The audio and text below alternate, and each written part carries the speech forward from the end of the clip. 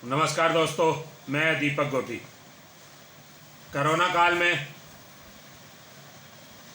उस महामारी में जब आदमी आदमी के पास जाने से डर रहा है, ऑक्सीजन की बात कर रहे हैं। सबसे पहली जीवनदायी ऑक्सीजन इस समय हमारे पास नहीं है।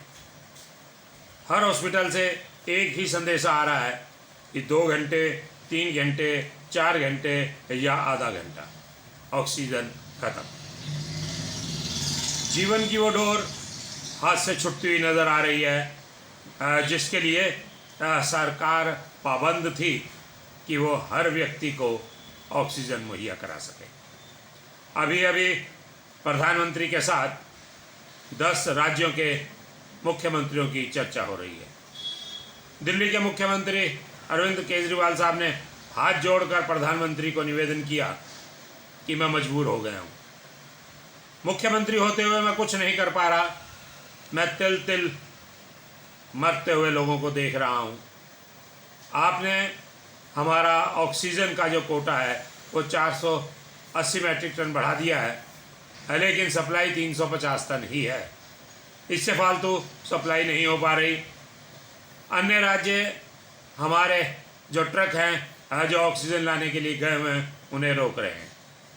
मानवता की हत्या हो रही है। हर राज्य अपने राज्य के लिए जी रहा है।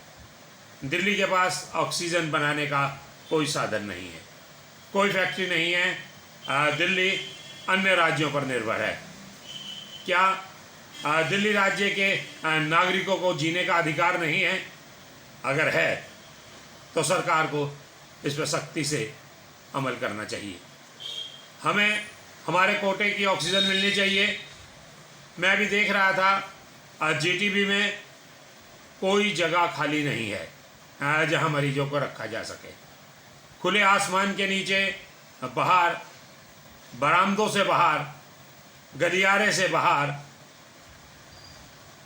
और 4 दीवारी के अंदर खुले मैदान पर मरीज पड़े हैं जिन्हें देखने वाला कोई नहीं, जिनके लिए ऑक्सीजन कोई नहीं, जिनके लिए डॉक्टर नहीं। तामीरदार तड़प रहे हैं कि मेरे मरीज को एक बार देख लिया जाए। मेरे मरीज के पास एक बार डॉक्टर आके मुझे ये हौसला तो दे दे कि हाँ, तेरे मरीज को देखा जा रहा है। लेकिन ऐसा कुछ नहीं हो रहा। लोग खुले आसमान के नीचे तड़प रहे हैं, दवाई के लिए तड़प रहे हैं, ऑक्सीजन के लिए तड़प रहे हैं। इवन इसलिए तड़प रहे हैं कि डॉक्टर आकर प्यार से सर पे एक बार हाथ तो फेर दे, ये तो कह दे कि हाँ, मैं देख रहा हूँ, कुछ कर रहा हूँ। कुछ नहीं हो रहा। सब बेबस हैं, सब एक दूसरे का मुंह देख रहे हैं और मूक ध्वनि में ये कह रहे हैं कि भगवान खैर करे। भगवान के भरोसे है। सरकार मजबूर लेकिन मजबूत है। हौसला आपको रखना है। जो आदमी ऐसे में हौसला रख लेगा वो बच जाएगा। मैं रामायण में बालकांड में 120वां दोहा है जिसमें कहा था कि ऐसा समय आएगा कि जब चमगादड़ जनित बीमारियों का राज होगा और त्राही त्राही मचेगी। सिद्ध हो रहा है। हमें ज्ञान है, हम बात करते हैं लेकिन अज्ञानी बन जाते हैं। हम बार बार नेगेटिविटी की ओर जा रहे हैं। बार बार हम ये कह रहे हैं, लेकिन हौसला रखना पड़ेगा।